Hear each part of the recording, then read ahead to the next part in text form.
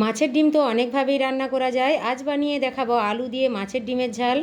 এই রান্নার জন্য প্রথমে কিছুটা পরিমাণ মাছের ডিম নিয়েছি। প্রথমে ডিমের মধ্যে যে নোংরাগুলো থাকে সেগুলো চটকে বার করে নেব। তারপর একে একে মশলা অ্যাড করব। দেব হলুদ গুঁড়ো, লঙ্কা গুঁড়ো, লবণ দিয়ে ভালোভাবে মিশিয়ে বাইন্ডিংয়ের জন্য দেব বেসন। আবারও ভালোভাবে মিশিয়ে তেল গরম করে বড়ার আকারে ভেজে নেব। বড়াগুলো ভাজার সময় ভালোভাবে ভাজতে হবে, না হলে ভেতরে কাঁচা রয়ে যাবে। সব বড়াগুলো এপিট ওপিট ভালোভাবে ভেজে নিয়েছি, এবার তুলে নেব। তারপর কড়াইতে তেল দিয়ে তেজপাতা, কালো জিরে ফোড়ন দিয়ে ফোড়নটা যখন ভাজা হয়ে আসবে দিয়ে দেব আলুটা নাড়াচাড়া করে দিয়ে দেব লবণ ও হলুদ। চাপা দিয়ে আলুটাকে ভালোভাবে ভেজে নেব। এবার ওতে দিয়ে দেব পেঁয়াজ, আদা, রসুন, টমেটো একসঙ্গে বেটে রাখা।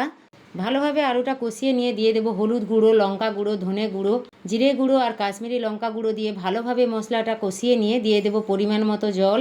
তারপর ঢাকা চাপা দিয়ে ভালোভাবে আলুটা সুসেদ্ধ হতে দেব। যখন আলুটা সেদ্ধ হয়ে যাবে দিয়ে দেব ভেজে রাখা বড়াগুলো। নামানোর আগে গরম মশলা গুঁড়ো দিয়ে নামিয়ে নেব। আজকের রেসিপি কেমন লাগলো অবশ্যই কমেন্ট করে জানাবেন। ভালো লাগলে লাইক করবেন আর বন্ধুদের সঙ্গে শেয়ার করবেন। আর অবশ্যই চ্যানেলটি সাবস্ক্রাইব করে পাশে থাকবেন।